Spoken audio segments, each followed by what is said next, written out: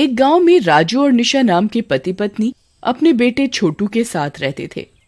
एक दिन निशा का मन फिल्म देखने को करता है और वो राजू को इसके बारे में बताती है।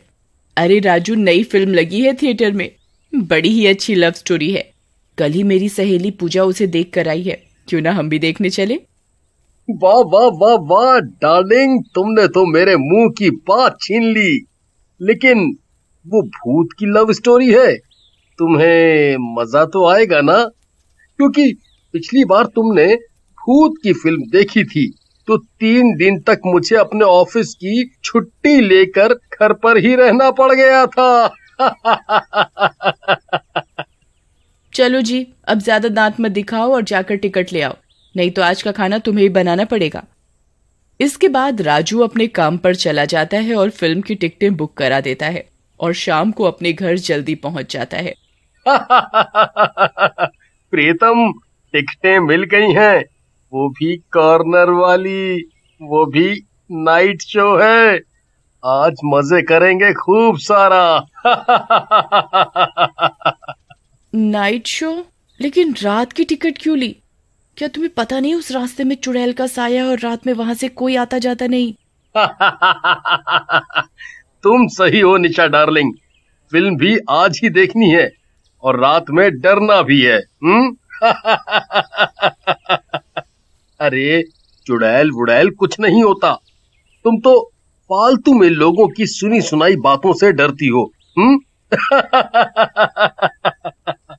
उसके बाद रात में राजू और निशा छोटू को लेकर फिल्म देखकर बाइक पर वापस लौट रहे होते हैं। तभी राजू बोलता है,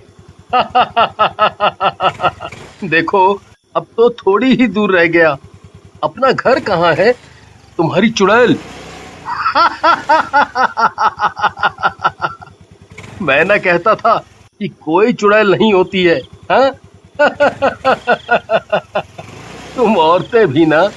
तभी राजू की बाइक एकदम से झटके मारकर वहीं रुक जाती है। इस बात पर निशा को गुस्सा आ जाता है।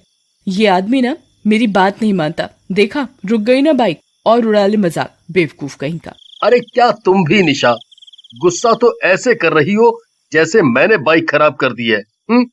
वो दोनों बातें कर ही रहे होते हैं कि तभी वहां एक गाड़ी आती है और रुकती है। उस गाड़ी में एक बहुत ही खूबसूरत औरत बैठी होती है।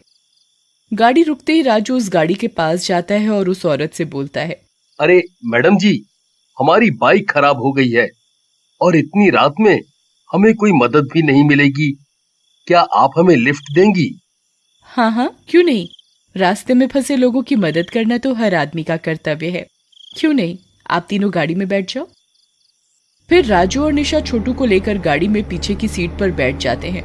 निशा भी औरत का धन्यवाद करती है और बोलती है, धन्यवाद मैडम लिफ्ट देने के लिए, मुझे लगा कि कहीं ये रात इस जंगल में ना काटनी पड़ जाए। वैसे भी इतनी रात हो चुकी है और सुना है ये रास्ता भी बहुत खतरनाक है और चुड़ैल भी है यहाँ। तभी राजू बोलता है, निशा, मैंने कहा था ना कि ये अंधविश्वासी बातें ना किया करो, कोई चुड़ैल नहीं होती। राजू की इस बात पर औरत एकदम से गाड़ी रोक देती है और बोलती है, राजू, तुम्हें अपनी बीवी की बात पर यकीन करना चाहिए और थोड़ा डरना भी चाहिए, चुड़ैलें होती हैं। क्या मैडम जी, आप भी ना चुड़ैल नहीं होती हैं, आप भी इसी की बहन है लगता है। तभी वो औरत चुड़ैल बन जाती है और राजू की तरफ घूमती है।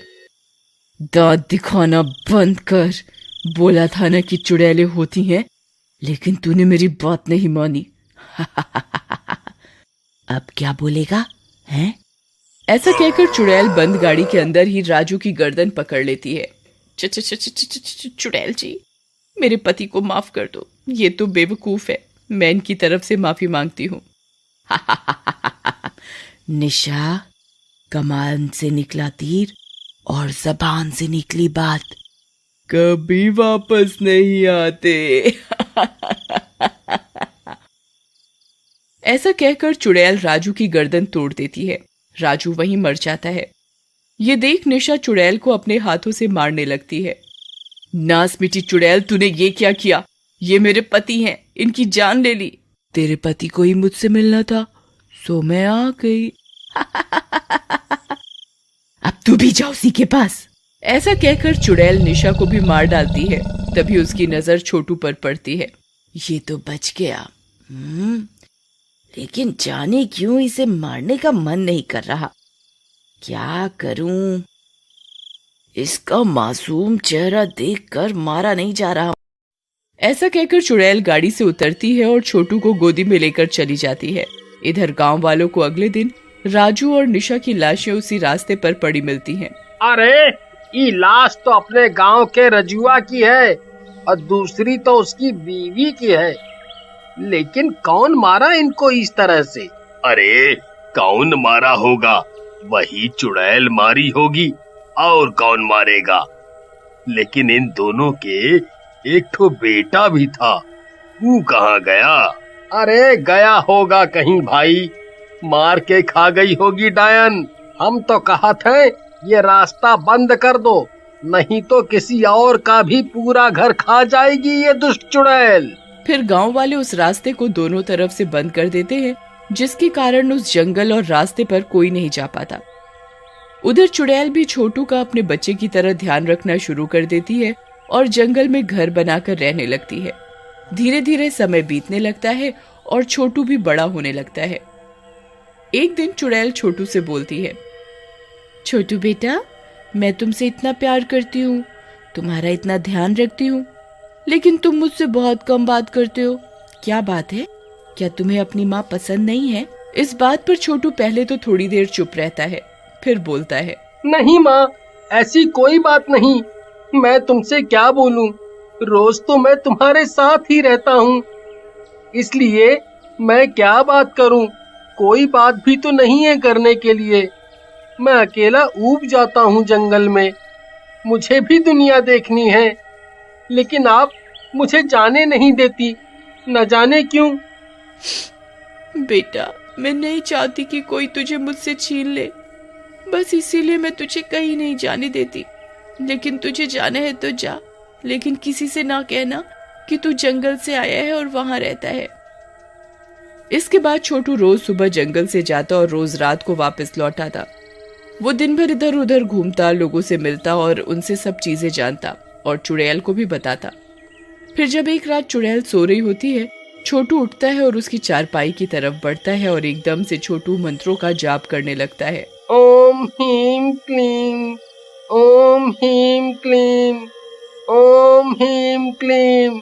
मंत्रों का जाप सुनकर चुड़ैल जाग उठती है। ये क्या कर रहा है छोटू? ये सब क्या? लेकिन छोटू उसकी बात नहीं सुनता और मंत्र पढ़ता रहता है। तभी वो चुड़ैल के ऊपर धागा फेंकता है। चुड़ैल उस धागे से बंध जाती है। ये क्या है छोटू? ये तूने मुझे किस चीज से बांध दिया? मैं इसे खोल नहीं पा रही हूँ। ये सब तेरे कर्म है मेरी चुड़ैल माँ। चुड़ैल माँ? ये सब क्या है छोटू? जल्दी से खोल मुझे, मैं तेरी माँ हूँ। मेरी माँ? मेरी माँ को तो तूने मार डाला था मेरी आंखों के आगे। तूने क्या सोचा मैं सब भूल गया? लेकिन बेटे, मैंने तो तुझे अपने बेटे की तरह प्यार दिया है। एक माँ से उसके बेटे को छीनकर माँ बनने चली हो? मुझे तो बस एक मौका चाहिए था यहाँ से निकलने का और मंत्र सीखने का।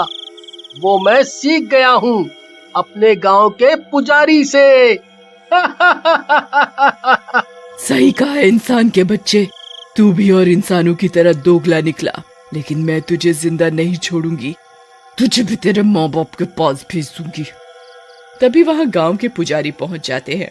दुष्ट चुड़ैल, किसी और के संसार को उजाड़कर तू अपना संसार नहीं बना सकती।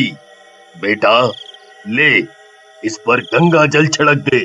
चुड़ैल माँ, ये समझ लो कि तुमने मुझे पाला है, तो मैं भी बदले में तुम्हें चुड़ैल के जीवन से मुक्ति दिला रहा हूँ।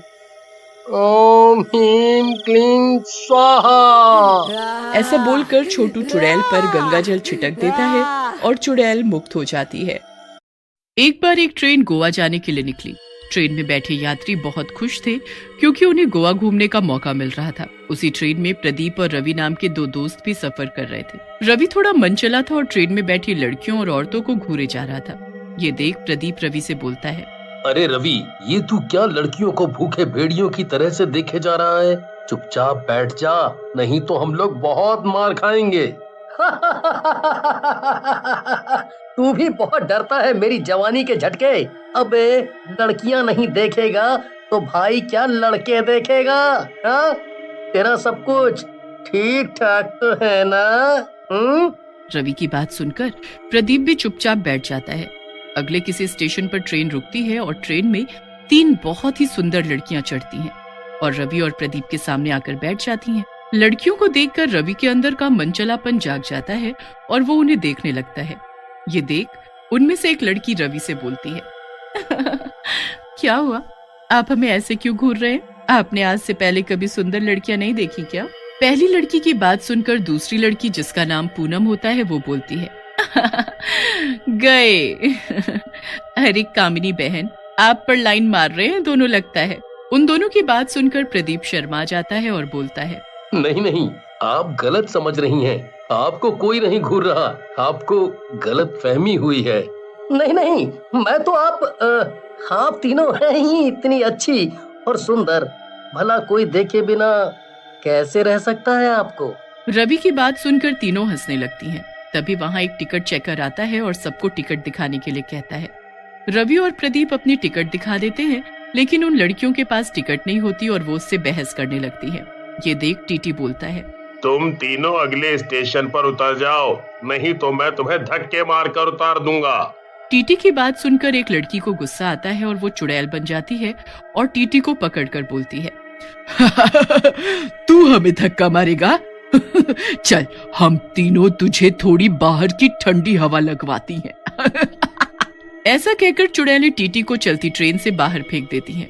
ये सब देखकर रवि और प्रदीप दोनों बहुत डर जाते हैं। प्रदीप रवि से कहता है, और ताड़ ले लड़कियों को, मैंने कहा था ना चुपचाप बैठ। बेटा, तेरी वजह से लगता है अगला नंबर अब अपना ही है। अरे यार, मुझे क्या पता था कि गोवा की ट्रेन में भूतनियां भी चढ़ती हैं। नहीं तो मैं अपनी आंखों में पट्टी बांध लेता। अब तू गुस्सा मत कर मुझ पर, मैं पहले से ही डरा हुआ हूँ। रवि और प्रदीप बात कर ही रहे होते हैं कि तभी एक चुड़ैल उनके पास आती है और बोलती है, तुम दोनों मुझे बहुत अच्छे लगे, इसलिए मैं तुम्हें मारूंगी नहीं, लेकिन अगर तुमने ज्यादा समझदार बनने की कोशिश की तो तुम गए, समझे? अब चलो चुपचाप बैठो। ऐसा कहकर वो तीनों चुड़ैलें वहाँ से आगे दूसरे डिब्बों की तरफ चली जाती है। रवि और प्रदीप डर के मारे वहीं चुपचाप बैठे रहते हैं। काफी देर हो जाती है, लेकिन चुड़ैलें वापस नहीं आती। ये देख प्रदीप रवि से कहता है, रवि, लगता है चुड़ैलें यहाँ से चली गई हैं। हमें अपनी सीट से बाहर निकलकर देखना चाहिए। भाई, मेरी हिम्मत तो है नहीं, मैं नहीं उठ सकता अपनी सीट से। तुझे देखना है तो तू देख चुड़ैल क्या कर रही है। रवि के मना करने पर प्रदीप अकेले ही ट्रेन में घूमने लगता है। वो जहाँ भी जाता मरे हुए लोगों की लाशें पड़ी होती हैं। प्रदीप ये सब देखकर बोलता है, इन दुष्ट चुड़ैलों ने लगता है पूरी ट्रेन को ही मार डाला है। अब ये हमें भी नहीं छोड़ेंगी, मुझे रवि को बताना होगा। ऐसा कहकर प्रदीप वापस रवि की ओर चलने लगता है, लेकिन तभी उसके आगे वो तीनों चुड़ैलें आकर खड़ी हो जाती हैं और बोलती हैं, मैं तो तुझे बहुत समझदार समझ रही थी लड़के, लेकिन तू तो बेवकूफ निकला। मेरे मना करने के बावजूद तू अपनी सीट से बाहर आ गया। अब तो तुझे भी मरना पड़ेगा। लेकिन ना जाने प्रदीप में कहां से हिम्मत आ जाती है और वो चुड़ैलों से बोलता है, चुड़ैलों, मैं तुमसे नहीं डरता, मुझे तो बस मेरे दोस्त रवि की चिंता है, नहीं तो अब तक मैं तुम तीनों को सबक सिखा चुका होता। प्रदीप की बात सुनकर बाकी दोनों चुड़ैलों को गुस्सा आ जाता है और वो बोलती है, अरे बहनों, इस बेवकूफ पर हम अपना समय क्यों बर्बाद कर रही हैं? इसे तो मार डालना चाहिए। बहुत बोलता है ये, ऐसा लग रहा है जैसे इलेक्शन में खड़ा है और हम बेवकूफ। पहली चुड़ैल की बात सुनकर दूसरी चुड़ैल बोलती है, बात तो सही है तुम्हारी बहन, मार तो मैं कब का देती इसे, लेकिन मैं इससे प्यार करने लगी थी, लेकिन इसने तुम दोनों की बेइज्जती करके अच्छा नहीं किया। अब तुम्हारी मर्जी, इसे मारना है तो मार दो, दूसरी चुड़ैल की बात सुनकर बाकी दोनों चुड़ैलें प्रदीप की तरफ बढ़ती हैं और उसे पकड़ लेती हैं। ये देख दूसरी चुड़ैल बोलती है, अरे बहनों, मैंने कहा ना मैं इससे प्यार करती हूँ, इसे ऐसे मेरे सामने मत मारो, मुझे दुख होगा। दूसरी चुड़ैल की बात सुनकर चुड़ैल बोलती है, अच्छा ठीक है बहन, तुम्हारे प्रियतम को यहाँ नहीं मारेंगे, लेकिन एक काम तो कर ही सकते हैं, इसे नीचे फेंक देती है, अपने आप ही मारा जाएगा। ऐसा कहकर दोनों चुड़ैलें प्रदीप को ट्रेन से नीचे फेंक देती हैं। प्रदीप भी डर के मारे बेहोश हो जाता है, लेकिन शायद प्रदीप की किस्मत अच्छी थी, वो ट्रेन से नीचे सीधा नदी में गिरता है। वहाँ कुछ जलपरियां खेल रही होती हैं। अरे बहन देखो, नदी में कोई इंसान गिरा है, चलो चलकर देखते हैं।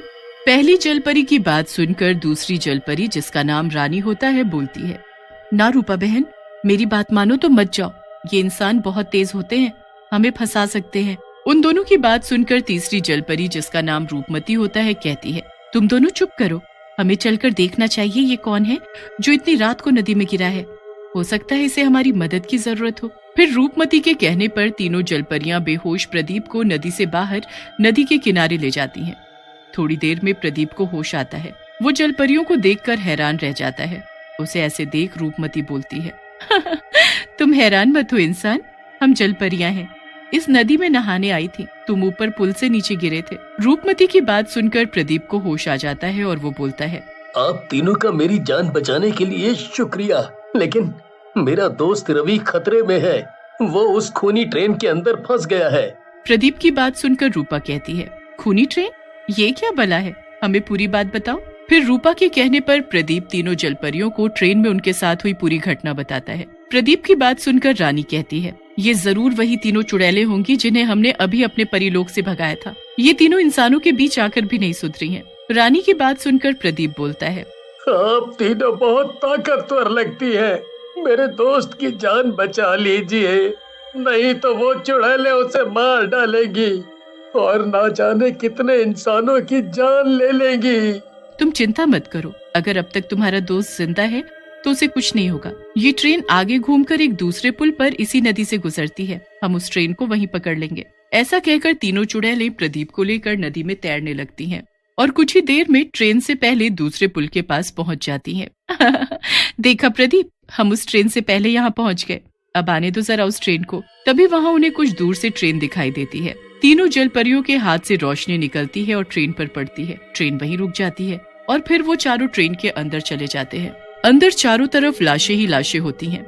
हे भगवान, इन चुड़ैलों ने लगता है पूरी ट्रेन की जान ले ली, कितनी दुष्ट है। सही कह रही हो रूपमती बहन, ये तीनों तो सचमुच बहुत दुष्ट हैं। चलो इन्हें ढूंढकर मजा चखाएं। लेकिन तभी वहाँ वो तीनों चुड़ैलें आ जाती हैं और हंसते हुए कहती हैं, किसी को कहीं जाने की जरूरत नहीं है, हम तीनों यहीं आ गई हैं, देखते हैं कौन किसको मजा चखाएगा। चुड़ैल को देखकर रानी बोलती है, लगता है तुम तीनों अपनी औकात भूल गई हो, पिछली बार तुम तीनों को परीलोक में जिंदा छोड़ दिया गया था, लेकिन वो हमारी गलती थी, इस वजह से इतने लोगों को अपनी जान देनी पड़ी। क्या समझ रही हो जलपरियों हमें? अरे फायर हैं हम, समझे क्या? चुड़ैलों की बात सुनकर तीनों जलपरियों को गुस्सा आ जाता है और तीनों जलपरियों के हाथ से रोशनी निकलती है और चुड़ैलों पर पड़ती है। जैसे ही रोशनी चुड़ैलों पर पड़ती है वो तड़पने लगती है। हमें छोड़ दो, जाने दो, बहुत दर्द हो रहा है, जाने दो हमें। तूने क्या सोचा, पुष्पा तूने ही देखी है क्या? अरे हमने भी देखी है, और इस बार तुम तीनों को मारे बिना नहीं छोड़ूंगी। थोड़ी ही देर में तीनों चुड़ैलें जलकर भस्म हो जाती हैं। इतनी देर में प्रदीप भी रवि को ट्रेन में से ढूंढ लेता है। जलपरियों को देख रवि कहता है, यार कितनी सुंदर है ये तीनों, मेरा बस चले तो तीनों से शादी कर लूं। रवि की बात सुनकर वो सब हंसने लगे। एक गांव में चुड़ैल का साया था। वो रूप बदलकर सुंदर लड़की बनकर लड़कों से लव लेटर लिखवाती और पढ़ने के बाद उस लड़के को मार डालती। इस वजह से गांव के जवान लड़के रात में घर से नहीं निकलते थे। एक दिन संजू, जो कि दिल्ली में रहता था, अपने मामा हिम्मत सिंह को फोन करता है और कहता है, अरे मामा जी, मैं संजू बोल रहा हूँ, दिल्ली से मैं गांव घूमने आना चाहता हूँ। अरे संजू बेटा, ये तो तुम्हारा ही घर है, जब चाहो आओ। भला ये भी कोई पूछने की बात है? जब चाहे मन करे आ जाना। ऐसा कहकर हिम्मत फोन काट देता है। तभी वहाँ उसकी पत्नी दुलारी आती है और बोलती है, अजी तुम्हारा दिमाग खराब है क्या? बेचारे को अभी बुला रहे हो?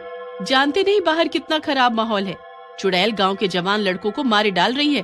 दुलारी की बात सुनकर हिम्मत सिंह भी घबरा जाता है और संजू को ना आने के लिए बोलने के लिए फोन मिलाता है, लेकिन संजू का फोन नहीं मिलता। अब क्या करूं? भांजे को तो फोन ही नहीं मिल रहा। दुलारी कह तो सही रही है, पर अब क्या कर सकते हैं?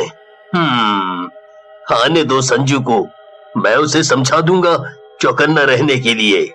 उधर संजू भी प्रेमनगर जाने वाली बस में बैठ जाता है। प्रेमनगर की बस में बैठी सारी सवारियां डरी और चुप होती हैं। रास्ते में बस का टायर पंचर हो जाता है। सारी सवारियां बस से उतरकर पास वाले ढाबे में चली जाती हैं।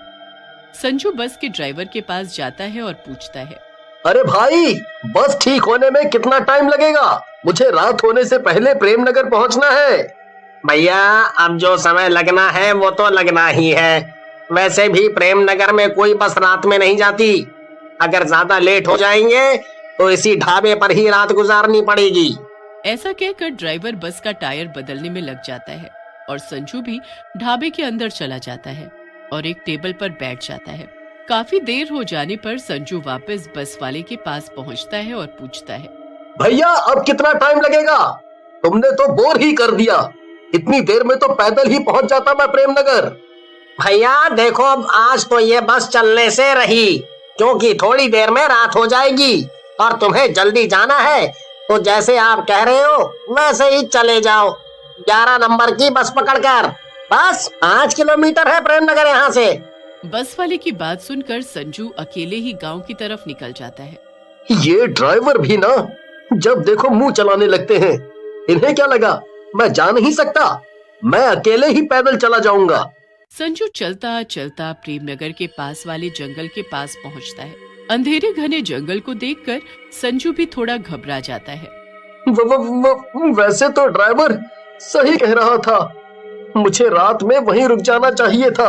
कितना घना और भयानक जंगल है। तभी चुड़ैल संजू को देखती है और सोच में पड़ जाती है। अरे वाह, क्या बांका और हीरो टाइप लड़का है। मैं तो इसे अपना बॉयफ्रेंड बनाऊंगी। शहरी है। ऐसा कहकर चुड़ैल लड़की बनकर एक पेड़ के नीचे बैठ जाती है। संजू को लड़की दिखती है और वो लड़की आम के पेड़ के नीचे आम बिन रही होती है। ये देखकर संजू डर जाता है।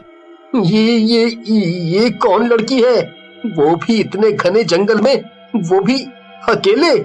संजू को देख लड़की संजू के पास आ जाती है और बोलती है, अरे तुम इस गांव के तो नहीं लगते। कौन हो? कहाँ से आ रहे हो? लड़की देखने में बहुत ही सुंदर होती है। इतनी सुंदर लड़की को देखकर संजू हैरान रह जाता है और सोच में पड़ जाता है।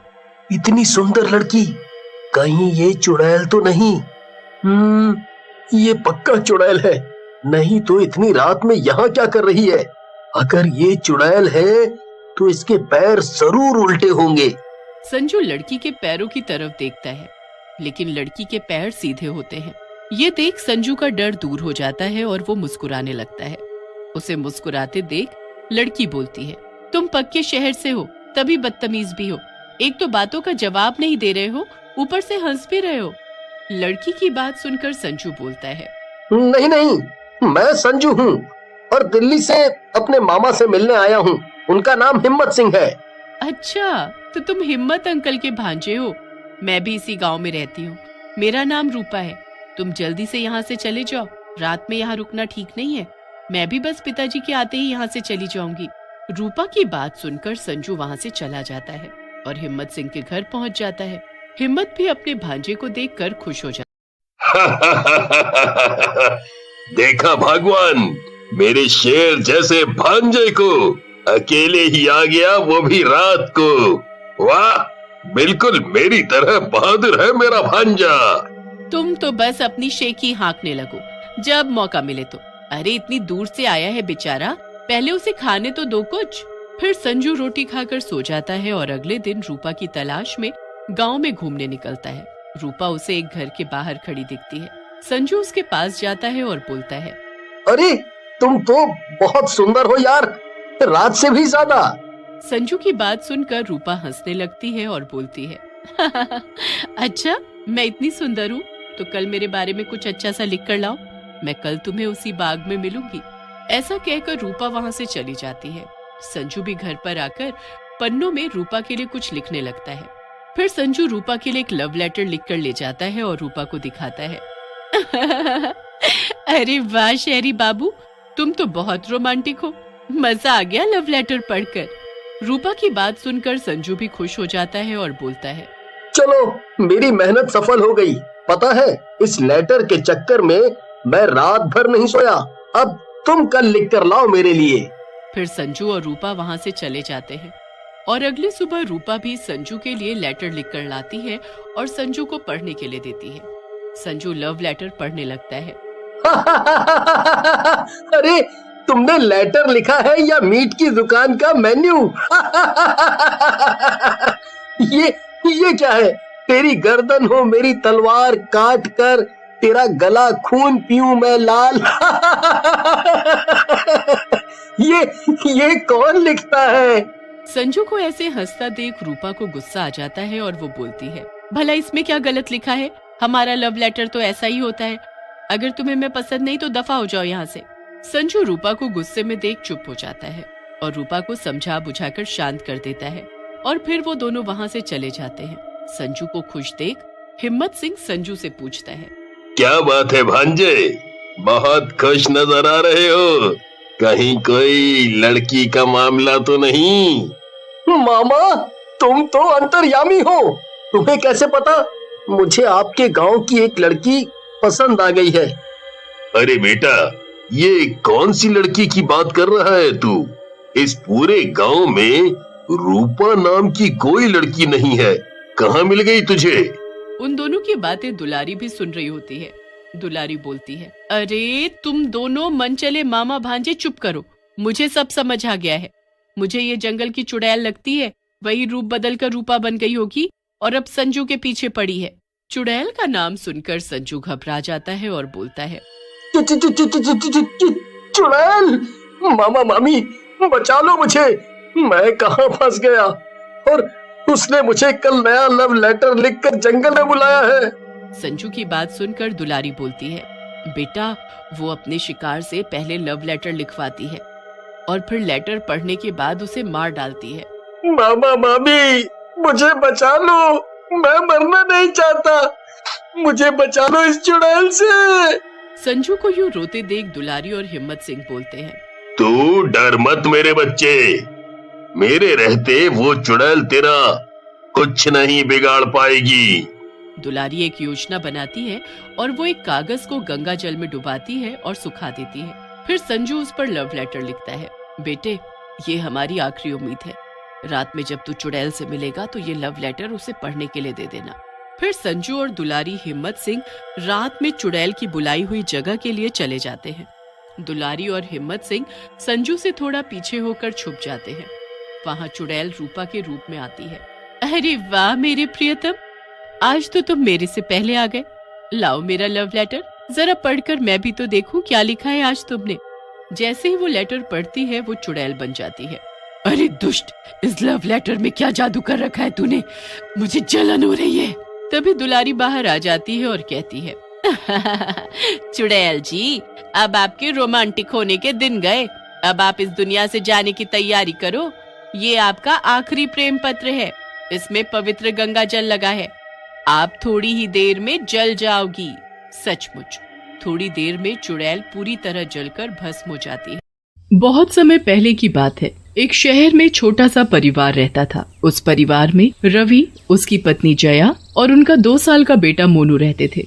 आज घर से मेरे बाबूजी का फोन आया था, उनकी तबीयत बहुत खराब है, उन्होंने मुझे तुरंत गांव बुलाया है। अच्छा ऐसी बात है, तो मैं आज ही तुम्हारी गांव की टिकट करवा देता हूँ। ठीक है। जया मोनू को लेकर गांव के लिए निकल पड़ती है। जब वो अपने घर पहुंचती है तो देखती है कि उसके बाबूजी बहुत ही बीमार हैं और बिस्तर पर लेटे हुए हैं। बाबूजी, मैं आ गई। अच्छा हुआ बेटी जो तू आ गई, मैं कब से तेरा ही इंतजार कर रहा था। मैं अब आ गई हूँ ना, तो अब आप पहले जल्दी से ठीक हो जाओ। जया के बाबूजी धीरे धीरे ठीक होने लगते हैं। वो मोनू को जान से भी ज्यादा प्यार करते हैं और दिन भर बस मोनू ही मोनू करते रहते हैं। बेचारे बाबूजी यहाँ अकेले कैसे रह पाते हैं, तो पता नहीं वो कैसे मोनू को वापस जाने देंगे। उनको तो हर वक्त मोनू ही चाहिए। जया अपने बाबूजी का अपने बेटे के प्रति प्यार देखकर खुश भी होती है और उसे अब चिंता भी होने लगती है। पर बाबूजी तो मोनू के साथ बड़े ही खुश होते हैं। वो पूरा दिन बस उसी के साथ खेलते हैं और उसी के साथ ही खाना खाते हैं। मोनू भी अपने नाना को अब अच्छे से पहचानने लगता है और उसे भी अपने नाना के साथ रहना अब बहुत अच्छा लगता है। एक दिन जब सब लोग खाना खा रहे होते हैं तो जया अपने बाबूजी से बोलती है, बाबूजी, वो मैं बोल रही थी कि अब हमें यहाँ काफी दिन हो गए, आप भी अब बिल्कुल ठीक हो और मोनू के पापा भी वहाँ अकेले हैं, तो अब हमें वापस शहर चले जाना चाहिए। हाँ बेटी, बात तो तुम सही बोल रही हो, पर समझ नहीं आ रहा कि मैं मोनू के बिना अब कैसे रह पाऊंगा। तेरी माँ के जाने के बाद बिल्कुल अकेला हो गया हूँ। अब मोनू के साथ रहकर इतनी खुशी मिलती है कि मैं बता नहीं सकता, पर क्या कर सकता हूँ। आप परेशान न हो बाबूजी, आप हमारे साथ ही क्यों नहीं रह लेते? नहीं बेटी, हम लोगों के लिए तो बेटी के घर का पानी भी पीना पाप है और तुम वहीं रहने की बात कर रही हो। ओहो बाबूजी, आप भी ना कैसी बातें कर रहे हो, आजकल ये सब कोई नहीं मानता। तुम ये सब गांव की बातें नहीं समझोगी। खैर, कब जाना है तुम्हें वापस? मैं भी तुम्हें शहर छोड़ने चलूंगा। अरे, आपको तकलीफ उठाने की कोई जरूरत नहीं है, मैं चली जाऊंगी। मैं तो अपने मोनू के लिए जा रहा हूँ। इस बहाने मैं उसके साथ थोड़ा और वक्त बिता लूंगा। ठीक है बाबूजी। जया, उसका बेटा मोनू और उसके बाबूजी तीनों शहर की बस में बैठ जाते हैं। अरे बेटा मोनू, ये देखो बाहर कितने सुंदर सुंदर पेड़ हैं। मोनू अपने नाना की गोद में बड़ी खुशी से खेल ही रहा होता है कि अचानक बस का एक भयंकर एक्सीडेंट होता है।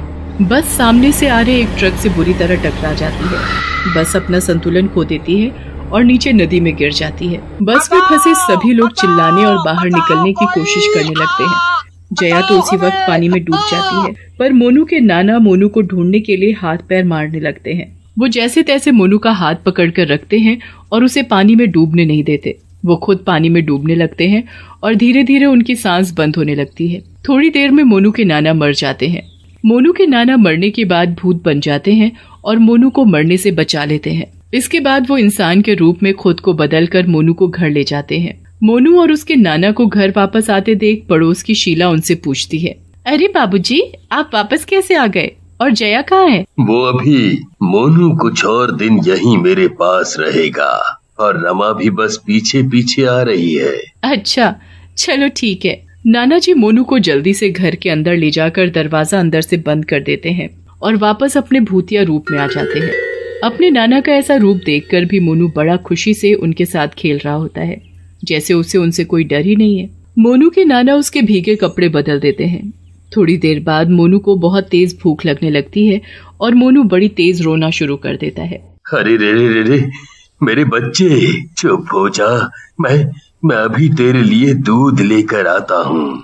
भूतिया नाना मोनू के लिए दूध लेकर आते हैं और उसको पिला देते हैं। दूध पीकर मोनू चुप तो हो जाता है, पर अब वो सोने के लिए परेशान होने लगता है। मोनू को तो बस अपनी माँ की गोद में सोने की आदत होती है।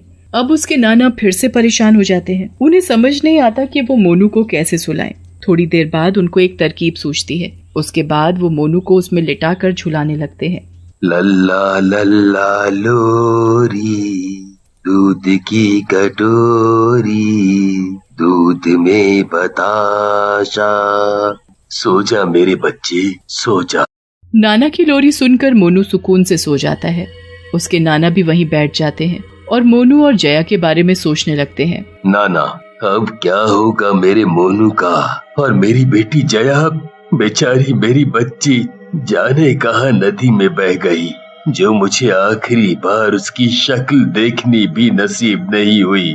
पता नहीं दामाद जी को इस हादसे के बारे में कुछ पता भी है या नहीं, पर अगर उन्हें पता चलेगा तो वो मोनू को यहाँ से ले जाएंगे।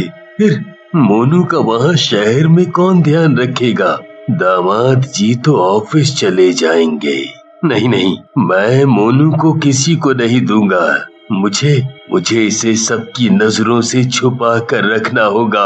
हाँ, सबकी नजरों से छुपा कर रखना होगा। मोनू के नाना मोनू को अकेले ही पालने लगते हैं और गांव वालों को इस बात की भनक भी नहीं लगने देते कि वो मर चुके हैं। वो हमेशा अपने घर के दरवाजे को बंद रखते हैं ताकि वहां कोई ना आ सके। ऐसे ही धीरे धीरे 2 दिन बीत जाता है। मोनू के नाना मोनू को बिल्कुल एक माँ की तरह पालने लगते हैं। वो रोज सुबह उठकर उसे नहलाते, उसे खाना खिलाते और उसके साथ खेलते। मोनू को भी अब धीरे धीरे अपने नाना के साथ रहने की आदत पड़ जाती है। एक दिन पड़ोस की शीला कुछ काम से वहां आ जाती है और दरवाजा खटखटाने लगती है। मोनू के भूतिया नाना आवाज सुनकर घबरा जाते हैं। उन्हें समझ नहीं आता कि वो अब करे तो क्या करे। वो अपना इंसान रूप लेकर दरवाजा खोल देते हैं। हाँ, बोलो शीला, तुम यहाँ क्यों आई हो? अरे, आप ऐसे क्यों बोल रहे हैं? ऐसे तो आप कभी मुझसे बात नहीं करते। नहीं, तुम अभी जाओ यहाँ से, मैं कुछ काम कर रहा हूँ। अरे, पर ये तो बता दो आपकी जया कहाँ है? आपने तो उस दिन कहा था कि वो अभी आ रही है, पर मैंने तो उसे इतने दिन से एक बार भी नहीं देखा। वो काम कर रही है। अब तुम जाओ यहाँ से, मोनू रो रहा है। शीला को मोनू के नाना का व्यवहार बहुत अजीब लगता है, पर वो चुपचाप वहाँ से चली जाती है। उसे कुछ तो गड़बड़ लगती है, इसलिए वो रात को फिर से वापस आती है और चुपके से खिड़की से झांककर अंदर देखने लगती है। अंदर का नजारा देखकर तो उसके होश ही उड़ जाते हैं। एक भूत मोनू को अपने बच्चे की तरह खिला रहा होता है और मोनू उसे नाना नाना बोल रहा होता है। हे भगवान, मतलब ये नाना तो भूत है, पर ये सब मामला आखिर है क्या? मुझे इसका पता करना होगा। शीला वहाँ से चली जाती है और अपनी 2-4 सहेलियों को ये बात जाकर बताती है। उसमें से एक नीलम नाम की औरत शीला से बोलती है, अरे मेरे पास जया और उसके पति का फोन नंबर है। मैं आज अपने पति के फोन से उन दोनों को फोन करके देखती हूँ। हाँ बहन, एक बार पता करो। नीलम घर जाकर अपने पति से जया को फोन मिलाती है तो फोन बंद आता है। पर उसके बाद जब वो उसके पति रवि को फोन करती है तो रवि उससे पूछता है, आप कौन? मैं जया की सहेली हूँ। वो मैंने ये पूछने के लिए फोन किया था कि जया आखिर है कहाँ और वो अपने बच्चे को यहाँ अकेले छोड़कर कैसे जा सकती है। ये तुम क्या बोल रही हो? जया, मोनू और उसके नाना की तो मौत हो गई है। जब वो घर वापस आ रहे थे तो बस नदी में गिर गई थी। किसी का कुछ पता नहीं चला। मैं तो आज तक उसी दुख में हूँ। अरे पर मोनू तो यही है और वो अपने नाना के घर में है। आप यहाँ जल्दी आ जाओ क्योंकि उस बच्चे को किसी भूत ने पकड़ रखा है जिसे वो बच्चा नाना बोलता है। ये बात सुनकर रवि की तो हालत खराब हो जाती है। वो तुरंत गांव जाता है और घर पहुंचकर दरवाजा खटखटाने लगता है। जब कोई अंदर से दरवाजा नहीं खोलता तो वो गांव के लोगों को इकट्ठा करके दरवाजा तोड़ देता है। अंदर मोनू अपने भूतिया नाना की गोद में खेल रहा होता है। मोनू, मेरा बेटा, मेरा बच्चा, तू जिंदा है। ये तुमने मेरे बच्चे को यहाँ क्यों कैद किया हुआ है? कौन हो तुम? नाना बेटा, तुम इस भूत को नाना क्यों बोल रहे हो? क्योंकि मैं इसका नाना हूँ। उस दिन हादसे में सब मर गए, पर मेरी आत्मा मरने के बाद भी मोनू को बचाने आ गई। मैंने मोनू को बचाया और यहाँ ले आया। आपने मोनू को सबसे छुपा कर क्यों रखा? मेरा मोनू ही मेरे जीने का एक सहारा था। मैं किसी पर भरोसा नहीं करता, इसलिए मैंने ऐसा किया। मोनू के भूतिया नाना मोनू को रवि के पास नहीं सौंपना चाहते थे। पापा